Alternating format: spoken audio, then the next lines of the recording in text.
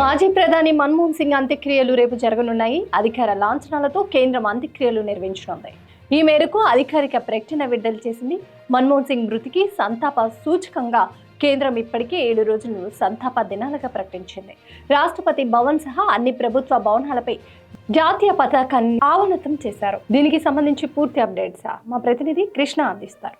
మాజీ ప్రధాని మన్మోహన్ సింగ్ అంత్యక్రియలు రేపు జరగనున్నాయి. ఇక రేపు ఉదయం అటు కాంగ్రెస్ పార్టీ హెడ్ ఆఫీస్కు ఆయన పార్థివ దేహాన్ని తరలించనున్నారు. అక్కడ పార్టీ నేతల సందర్శనార్థం కోసేపు అక్కడ ఉంచనున్నారు. ఇక ఆ తర్వాత ఆయన అంత్యక్రియలు నిర్వహించనున్నారు. దీనికి సంబంధించి కేంద్రం అన్ని ఏర్పాట్లను కూడా చేస్తుంది. మొత్తం ప్రభుత్వ లాంఛనాలతో ఈ అంత్యక్రియలను కేంద్రం నిర్వహించనుంది. ఇక ఇప్పటికే కేంద్ర కేబినెట్ భేటీ అయ్యి అటు మన్మోహన్ మృతికి సంఘీభావం కూడా ప్రకటించింది. ఇక మరోవైపు మొత్తం రాష్ట్రపతి భవన్ సహా మిగతా ప్రభుత్వ భవనాలపై జాతీయ జెండాను అవనతం కూడా చేశారు. అదేవిధంగా ఏఏసీ కార్యాలయం వద్ద కూడా జాతీయ జెండాను సగం వరకు దించి సంఘీభావం కూడా ప్రకటించారు. ఇక మొత్తం 7 రోజుల పాటు సంతాప దినాలుగా కేంద్రం ప్రకటించింది. ఇక దీనికి సంబంధించి ఇవాళ మొత్తం జరగనున్నటువంటి ప్రభుత్వ కార్యక్రమాలన్నింటిని కూడా కేంద్రం రద్దు చేసింది.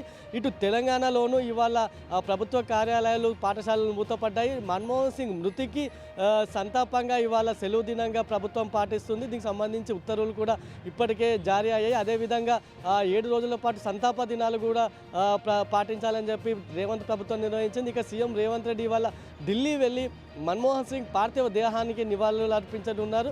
ఇక ఇవాళ ఢిల్లీ వెళ్ళి ఆయన ఇవాళ సాయంత్రం మళ్ళీ తిరిగి వచ్చే అవకాశాలు కూడా ఉన్నాయి. ఒకసారి చూసుకుంటే మొత్తం 1932లో జన్మించినటువంటి ఈ మన్మోహన్ సింగ్ ప్రస్తుతం ఇప్పుడు 92 ఏళ్ల వయసులో అనారోగ్య కారణాలతో నిన్న రాత్రి 10 గంటల సమయంలో కూడా ఆయన మరణించారు. ఇక 33 ఏళ్ల పాటు ఆయన రాజ్యసభ సభ్యునిగా కొనసాగారు. ఈ క్రమంలోనే 1991 నుంచి 96 వరకు కూడా దేశ ఆర్థిక మంత్రిగా ఆయన బాధ్యతలు చేపట్టారు. ఈ సమయంలో ఎన్నో ఆర్థిక సంస్కరణలను కూడా ఆయన ప్రవేశపెట్టారు. ఆయన చేపట్టిన సంస్కరణల వల్లే భారత్ బలంగా ఆర్థిక వ్యవస్థ బలంగా పుంజుకుందని కూడా చెప్పవచ్చు. అటు తాకట్టులో ఉన్న బంగారాన్ని సైతం విడిపించిన ఘనత పివి నరసింహారావు మన్మోహన్ సింగ్కే దక్కుతుంది. ఆ తర్వాత 2004 నుంచి 2014 వరకు కూడా మన్మోహన్ సింగ్ ప్రధానిగా బాధ్యతలు చేపట్టారు. ఇక ఈ సమయంలోనే ఆయన కీలక నిర్ణయాలు కూడా తీసుకున్నారు. ఒకసారి చూసుకున్నా మనకు సమాచార హక్కు చట్టం, అదేవిధంగా జాతీయ ఉపాధి హామీ, ఆహార భద్రత, ఆధార్ కార్డులు కానీ ఇవన్నీ కూడా మన్మోహన్ సింగ్ హయాంలోనే పుట్టుకొచ్చాయి. అటు దేశ ప్రగతికి సంబంధించి అటు మన్మోహన్ సింగ్ కీలక నిర్ణయాలు కూడా తీసుకున్నారు. అటు మోడీ నుంచి కూడా ప్రతి ఒక్కరు మన్మోహన్ సింగ్ మృతికి సంతాపం ప్రకటించారు. ఒక గొప్ప నేతను కోల్పోయామంటూ కూడా వాళ్ళు ట్వీట్లు చేశారు. అటు బరాక్ ఒబామా, అమెరికా మాజీ అధ్యక్షుడు బరాక్ ఒబామా సహా ఎంతోమంది ప్రపంచ నేతలు సైతం మన్మోహన్ సింగ్ మృతికి సంతాపం ప్రకటించారు. ఇక చూసుకుంటే రేపు మధ్యాహ్నం తర్వాత ఆయన అంత్యక్రియలు జరిగే అవకాశాలు ఉన్నాయి. దీనికి సంబంధించి ఏర్పాట్లు మాత్రం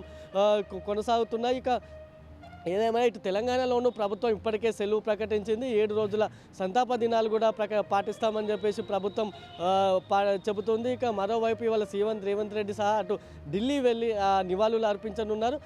ఇక ఇప్పటికే నిన్న కర్ణాటక బెల్గావిలో కాంగ్రెస్ వర్కింగ్ కమిటీ సమావేశం జరుగుతుండగా ఈ మన్మోహన్ సింగ్ మరణ వార్త తెలియడంతో అర్ధాంతరంగా కూడా ఆ భేటీ ముగిసింది. వెంటనే రాహుల్ గాంధీ, ఖర్గే వంటి వారు ఢిల్లీకి వెంటనే పయనమై అక్కడ ఆసుపత్రిలో మన్మోహన్ సింగ్ పార్థివ దేహానికి కూడా నివాళులు అర్పించారు. ఇక ఢిల్లీలో ఉన్నటువంటి సోనియా గాంధీ, ప్రియాంక గాంధీ కూడా నిన్న రాత్రే ఆసుపత్రికి చేరుకొని వారి కుటుంబ సభ్యులను ఓదార్చిన పరిస్థితి ఉంది. ఇక ఇవాళ ఉదయం మన్మోహన్ సింగ్ పార్థివ దేహానికి ప్రధాని మోడీ కూడా నివాళులు అర్పించారు. ఇక రేపు ఆయన అంత్యక్రియలు జరగనున్నాయి.